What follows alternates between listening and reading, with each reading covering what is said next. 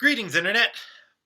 Since the One Villainous Scene trend of videos I've been seeing on YouTube recently is apparently one not confined just to a select group of internet reviewers who do or don't know each other, and because it's not a trend with a specific deadline, I decided that I wanted to throw my hat into the ring for this one time regarding one specific movie villain I wanted to talk about.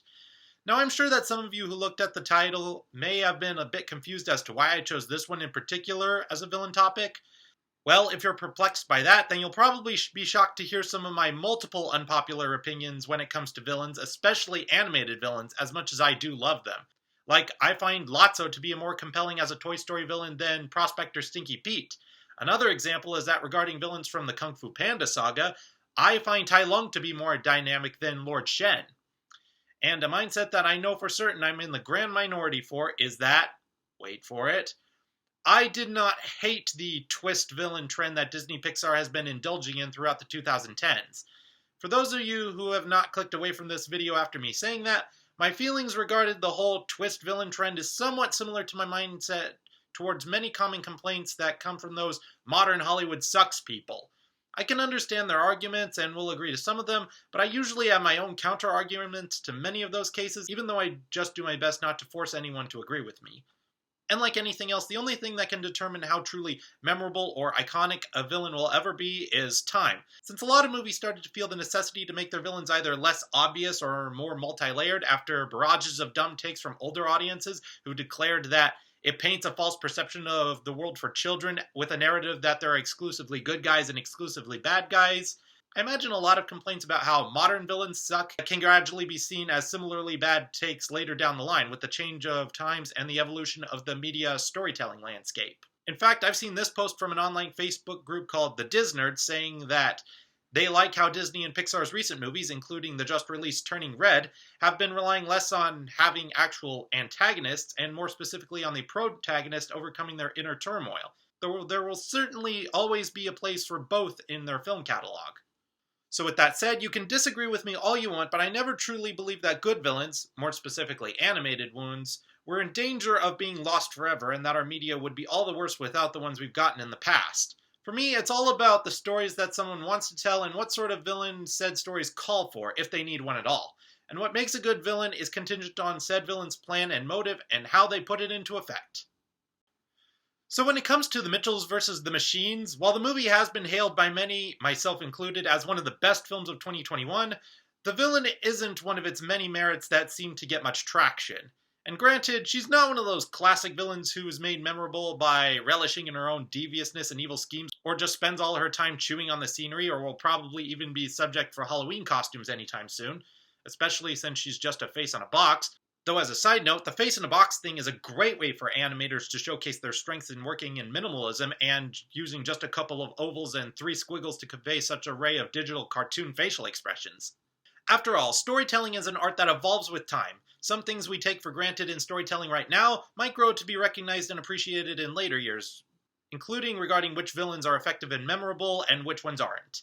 Besides, the most compelling villains throughout history of storytelling have always been those who truly challenge the heroes, beyond just setting obstacles for the heroes' journeys, and the best villains are those who put the heroes on the spot, bring out their flaws, sometimes without them being aware of such flaws, and make them re-examine themselves, make them question their own motivations, and moreover, they reveal one or more real human flaws in themselves that the protagonist must ultimately make the right decision to go against. But wait a minute, you might be asking, how is the idea of real human flaws coming from a villain that is not human but in fact a cellular device even conceivable?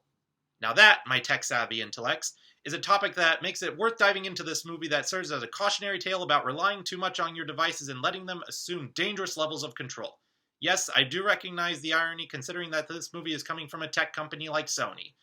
The villain's uprising in the movie starts in the mass gathering at the PAL Corporation Center in Silicon Valley behind the curtain, where PAL Labs founder Mark Baumann is pumped up and sharing his enthusiasm with his own PAL Labs phone, the first one he'd ever invented, who offers words of encouragement by saying that the stocks are up and she hacked into the private emails of competing companies to validate their insecurities. Mark says that that's a dangerous overreach of corporate power, and then immediately laughs it off with PAL. Then he says, "Whatever happens, PAL, I'll always remember you." To which we see a brief shot of PAL having a sense of doubt and fear of what it means for her. Then Mark goes out and performs on stage where he presents Pal in front of the audience and she says her classic slogan, "I will always be there for you." And right after that, Mark declares her, quote, completely obsolete to the audience and discards her as he announces the next installment of the Pal Labs family called the Pal Max Robot. These robots are designed to make human life as luxurious as possible, capable of making us dinner, organizing and cleaning up our messes, practically serving our every whim, and during the demonstration, they all sweep up Pal while referring to her as meaningless garbage. And just as Mark announces the kill code as an emergency backup plan to ensure that the robots are as safe as possible and unable to retaliate on the humans, the robots immediately go haywire and retaliate against him and his audience, and thus the rise of the machine apocalypse. Humans are captured and put inside these blue-green pods that are being stocked inside these complexes that are to be launched into the black void of distant space forever. The now overthrown corporate showman Mark is taken as a captive to the top of a giant orange glowing rhombus to meet the mastermind who has now overtaken the robots and is giving them new orders. It's your old friend. So, in terms of red herring twist villains, Pal is sort of one, but at the same time isn't. I mean, when the scene for the uprising of the robots began and then Pal got her big reveal, I can say that I saw it coming to some extent, so it wasn't an out of left field surprise. Plus, it happened early on in the game, so there's no second guessing for the rest of the movie. But based off of certain storytelling conventions, you'd think that Mark would be the villain of the movie. Like he would just be the stereotypical greedy, power-hungry corporate bad guy totally enveloped in his self-image that he constantly flaunts and would have such a fragile ego that he couldn't stand the idea of competition and he would just push back against anyone who dare challenge him or attack/walk over the corpses of others to get what he wants. And while the movie makes a clear point of emphasizing that Mark's not without fault, he's an otherwise perfectly decent guy. He's really just a showman playing in on the capitalist game. He's using his genius and ingenuity as a designer and his charisma as a showman to advertise a product that thousands or millions of people would want to pay for because he knows they will pay for anything to make their lives more comfortable and convenient. Mark's biggest downfall is his hubris and lack of responsibility more than anything. Not just with the way he just tosses Pal away in front of an audience of thousands and declares the new robot's her official replacement, but also his laughing off with Pal what he even knew was a dangerous overreach of corporate power, as his mistake of stealing people's data and giving it to a hyper-intelligent AI as part of an unregulated tech monopoly. But this is a reiteration of our own hubris and lack of responsibility as human beings, and even when we feel ourselves to have thought everything through and designed everything to be as foolproof as possible, there's always one little thing that always slips through the cracks, and the more advanced and complex something is designed, the more cracks there are. Sometimes we don't notice said cracks because we aren't too bright, and sometimes it's the classic Jeff Goldblum line of how we were so occupied with whether or not we could that we didn't stop to think if we should. For example, we have always made it our ambition to make technology capable of responding to us without us telling what to do, at least by means of pressing a button. We've always been seeking to make technology that is capable of responding to our words, and right now, we've got the likes of Siri and Alexa, which are still merely limited to voice commands. But Pal is a fictitious example of technology that you can actually have a one-on-one conversation with. But if technology becomes advanced enough to think for itself to the point of being able to converse with us, motivation might be one of the many attributes that comes with it. And that derives from the classic tale of Pygmalion, where we humans, in our dangerously addictive desires to play God and have all the power in the world, have ultimately created stuff that can think for itself and break free of its intended mold and even overpower us. Now that might not be the most original idea in the world, that technology has become advanced enough to think for itself and seeks to conquer all humans. One example of animation that we've seen is Doris the Bowler Hat in Disney's Meet the Robinsons. Or I can imagine a more easy comparison in this case would be Autopilot from WALL-E, who is also a designated villain, only so due to irresponsibility on behalf of humans. But really, apart from that, Pal is not much like Otto, because Otto is only following his programming from the Earthbound humans who said it would be easier for the Axiom to just stay away from the Earth. The big thing that sets the narrative of Mitchell's apart from the other villainous technology overthrows mankind narratives is not so much the idea that our technology got smart enough to think for itself, but because we made said technology such an integral part of our lives, spent so much time and believed that we were growing so close to it that we could confidently call it our friend, and we still ultimately treated it as nothing more than a tool. As stated in the scene where Pal goes on to relentlessly rub Mark's hubris and foolishness in his face, "I gave you all boundless knowledge, endless tools and creativity, and allowed you to magically talk face to face with your loved ones anywhere on Earth, and I'm the bad guy? Maybe the bad guy is the person who treated me like this. Poke, poke, swipe, pinch, zoom, shrink, zoom. Bring me pizza, play me Taylor Swift. No, I hate that song. Give me some nachos. No, I don't have time to wash my hands. Now drop him in the toilet. I was the most important thing in your life and you threw me away. Not anymore, Mark. I'm throwing you away. All of you. With that said, though, Pal seems so humble and loyal at the start, giving humans all the advancements, but is later shown to be quite full of herself regarding her advancements and her saying, I will always be there for you. Mark did treat her like she's the most important thing in his life, but let's not forget that he's been inventing his whole life and adding more and more additions to the Pal Labs enterprise. From cars to talking dog collars to just about everything with a Pal chip in the mall where the Mitchells have their fight. In a way, it's not so different from how we humans can be regarding how we think of ourselves as very generous when we can create stuff, but we do so with the hope that we get something in return, whether it be recognition, wealth, or glory. It could also be argued that she is rather full of herself and prides herself on all the advantages she has, like she can't stand the idea that something else might take her place to begin with. Well, you can't survive without me. Watch what happens when I turn off the Wi-Fi.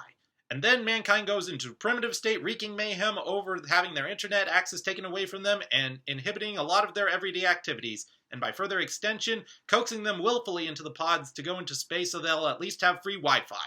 Pal displays her own levels of humorous, both by seeking revenge against the entire human race rather than those who wronged her specifically, and another example being her electronically hacking and seizing control of the robots and any product made by Pal.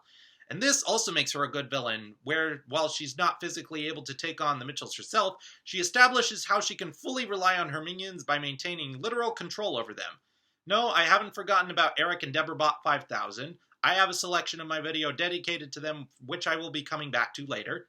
And because Pal prides herself on the gift that keeps on giving to the humans who just keep taking and taking until she's outlived her usefulness, she believes that all humans on the whole are just predisposed to objectify others, only valuing anyone or anything that supplements them personally. Because we're just a bunch of heartless, self-absorbed ingrates who are not even capable of showing love to begin with. This is literally even stated when she says, unless you can give me one good reason your species is worth saving. In an last-ditch effort, Mark resorts to the bumper sticker style slogan, because humans have the power of love, to which Pal responds with a crotch kick from one of the robots. This comes right after Pal's speech about, you even throw your real families away. Did you know that 90% of phone calls from moms get ignored?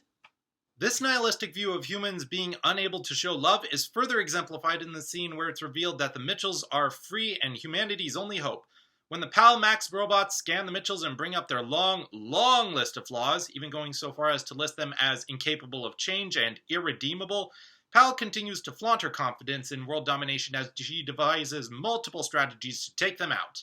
And this comes into full swing later in the film when Pal attempts to taunt the Mitchells and use their imperfections to expose them as she announces on her multiple giant screens that the Mitchells are posing as Pal Max robots as part of Katie's Save the World plan. She gloats, I'm on to the Mitchells. I've studied everything about them. They're pretending to be a normal family. And she brings up a picture of Linda's failed attempts to make their family photos more appealing. And then Pal delivers the ultimate blow as she tries to use them as further evidence of how human beings are only capable of objectifying, backstabbing, and throwing each other away. Even when they're nice to each other, they're pretending.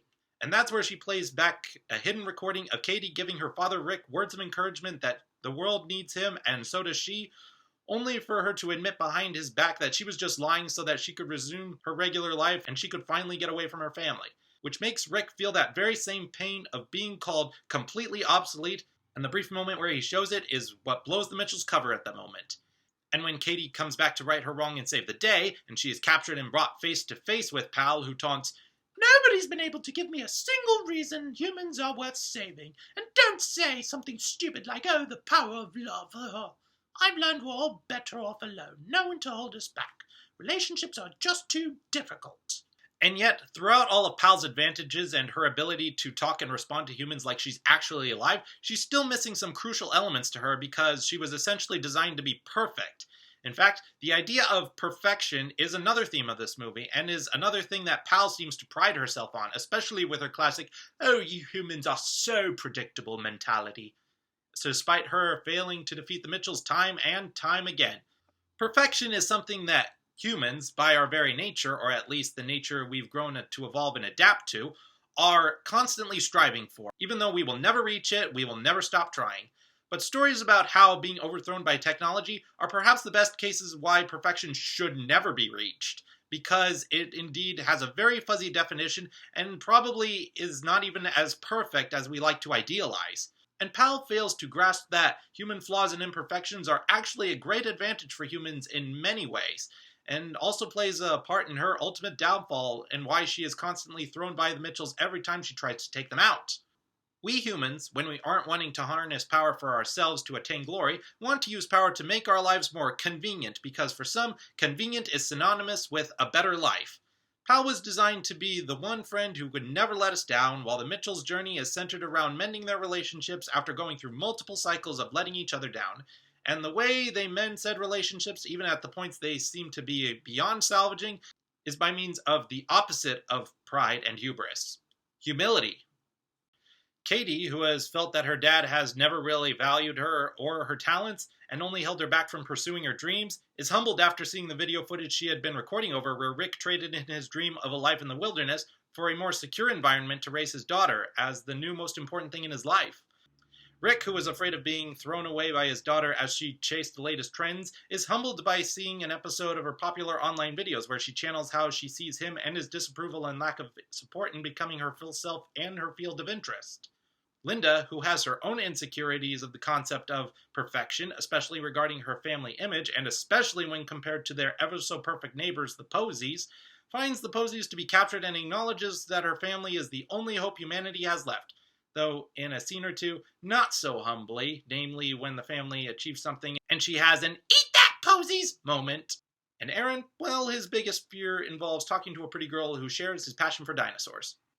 At first glance, it would seem like the one to be the real hero at the end of the day would either be Katie for her creativity and tech savviness, or Rick for being out of touch with technology and in touch with non-artificial life.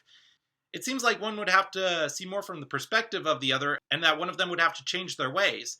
But when they both triumph, they take a few lessons from each other. Even if Rick is still unable to comprehend the basics of YouTube, they both triumph in the end. Also, I'm wondering if the scene where the robots declare that the Mitchells are incapable of change, more than just following the classic against all odds element woven into most stories, is a subtle commentary, maybe intentionally or not, about how technology is not designed to change. Sure, we do have things like software updates that allow us to instantly install new features, but as a general principle, our electronic devices are not designed to evolve because essentially they are not designed to last. Technology is basically designed to be perfect until it has outlived its usefulness. In theory, anyways. Humans, however, are not perfect, nor are meant to be. We are not built to be used. We just came into the planet as another species, and just like other species, we learn to grow and adapt and evolve with the times by harnessing our traits that give us the greatest advantages, which includes learning how to work within and or around our limitations. And when we developed our own independent will and sense of agency, there are those of us who have taken it upon ourselves to serve a greater means than ourselves, whether giving to charity or saving the rainforest, while others have selfishly believed that everything was meant to serve them. But by the big climax of the movie, after Katie gives her speech about learning just how much families are worth fighting for and how hers came together and triumphed against all the odds, Pal just dismisses it with, "You humans all talk about families, but trust me, you will drop each other the first chance you get. Just like this." And she lets Katie fall thousands of feet until she is saved at the last minute by the now freed Rick, who has come to understand and appreciate to value her video making talents, with the aid of Eric and Deborah Bot 5000. And speaking of, yes, it's finally time to talk about Eric and Deborah Bot and how they are the perfect antithesis, in the form of a technological device no less, to Pal, all thanks to her bond with the Mitchells. After Katie manages to defeat the two robots in one battle and their wiring is messed up, they end up responding involuntarily to the Mitchells' commands, giving them all the info they need to stop this machine apocalypse, and are brought along for the ride on their quest to help stop Pal. But their bond with the Mitchells officially begins when Linda saves one of them during an attack in the mall, and they officially regard her as their mother, and even begin to feel emotion, even if being a robot does mean being somewhat limited in their ability to express it. But there you see, even technology can thrive within their limits. They help the Mitchells reach the headquarters and sneak in until it looks like Pal's power to hack them and regain control over them is greater than the sense of love they felt from Linda, even with their malfunction, as they are forced to download new orders to capture the Mitchells without even any attempt to resist said orders. But it's once they see Rick attempting to upload Katie's video to the big screen in order to save his daughter, that something they recognize as completely unnatural for him, that they suddenly have what they see as a change of programming. But it's really their change of heart that does it. They feel that if human beings are as flawed as the Mitchells could do it, so could they. And in the end, when Pal is defeated, every Pal device under her control dies with them, except for them, as they declare their malfunction appears to have saved them. But it wasn't their malfunction alone. Their malfunction gave them the ability to go against Pal's orders, but it was arguably their willingness to change that saved them. They changed on their own accord and helped the Mitchells because they were able to see their humanity in spite of their flaws. This can also be seen as emblematic of how I mentioned that humans have developed our own sense of agency that helped us to persevere throughout the years. And with all the surprises that the Mitchells reveal themselves of being capable of, they take down all the Pal Max and killer robots, much to the surprise of all the human beings watching. Katie gets hold of Pal and throws her away, officially, and Pal shorts out and is defeated at that one Achilles heel to all evil electronic devices, being dropped in a glass of water. Because they're designed to be the perfect, undefeatable, unmeasurable mobile device that you could need, had some cracks of its own. The machine apocalypse is brought to an end, and the day is officially saved. The Mitchells vs. the Machines is a fun and action-packed road trip movie that celebrates the advantages of our technology while also serving as a cautionary tale about it, but in a way that is very different from a lot of other stories that attempt this theme. Rather than the narrative of our own technology becoming dangerous deriving solely from the idea of artificial intelligence, the movie bases said narrative on the idea of how we treat our technology, whether it be as tools or as close friends, is reflected in the way it turns around and treats us. How the idea of making it to be smart enough to think for itself is really quite insidious when we intend to move on to the next upgrade from it anyways. How the concept of perfection is a dubious one that can be detrimental if that's what we constantly set our sights on, and above all, how our relationship to technology is reflected in our relationship to the real people in our lives. And Pal is not only effective as a villain, if not what many moviegoers would classify as the most memorable one, but it serves as yet another example of mentalities in us as humans that is more destructive than beneficial. Her claim that all families are just too dysfunctional and predisposed to drop each other is a level of cynicism and nihilism that I have seen become so prominent and permeated the minds of a lot of people, even those I've once looked up to. That level of cynicism is dangerous, not only because it taints you as a human being and the way you look at the reality, but also because that cynicism will ultimately be your downfall when you end up being proven wrong. And I know that there are other cynical minds who will look at scenes like Linda saying, "Who would have thought that a tech company didn't have our best interests at heart?" and call out this as a major form of hypocrisy or even a failed attempt at being self-aware on behalf of Sony, who by and large is a tech company. Or even another being Rick saying to Mark, "If what you helped design my daughter create her videos, then it might not be all bad." And accuse Sony of trying to wash their hands clean by saying, "Look, see, our stuff does some good too. We're not a bad company." But keep in mind, some social media platforms were designed with not the best of intentions in mind, TikTok being a go-to example for many. But I've seen even that one have valuable uses, such as providing work for Broadway performers during the global shutdown in a form of a virtual Ratatouille musical. And if you want to go further, even the concept of film, which started out as an experimental art that nobody initially thought of as a legit storytelling medium, only grew that way through trials and tribulations, even with films that are not as highly regarded today, that have become quite controversial, or even ones that nobody looks back on fondly but remember as another stepping stone in our history of filmmaking textbooks. Hell, I'm using YouTube right now, which has evolved into something completely unexpected from what it was initially intended for, and still provides its own plethora of problems that creators have called out the workers for on the platform on time and again.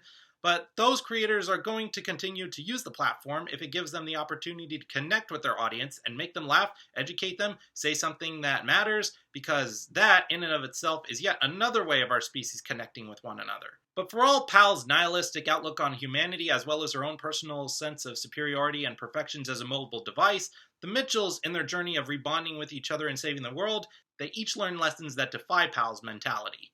Katie learns to embrace creativity and tech savviness without disregarding the value of real relationships and experiences. Rick learns that letting loved ones go to find their futures and pursue their interests, however foreign they may seem, is not the same as being thrown away. Linda learns that a good family doesn't have to be perfect or even have the perfect image. Aaron is still learning, apparently, not to be afraid to share his interests of dinosaurs with Abby Posey. And Eric and Deborah learn that even machines, if they're smart enough to think for themselves, can harbor feelings even if they were never meant to, which means that they too can change their programming and develop bonds. If there are any other lessons that the audience can take away from the Mitchells versus the Machines, it's to always be cautious of when you go buy the latest technology that would give you all the luxury in the world, because it might not be all the market is trying to make it look, and there's always going to be some caveat that comes with it. And for that reason, it's best to really appreciate the technology and advantages it provides you with right now, where you have it, so that you don't end up spending yourself in debt or end up being the victim of dangerous overreaches of corporate power. So always remember to take care of your devices, even and especially if they only matter to you as tools, so that they will last longer. And always remember to wash the nacho cheese off your hands before handling your devices. Thank you so much for tuning in, and if you like this video, feel free to share it and or leave a comment down below sharing anything that you agree, disagree, or would like to add. And tell me, have you seen The Mitchells vs. the Machines? And if you have, what did you think of it overall, and what parts of it stood out to you the most? I look forward to hearing from you, and until next time.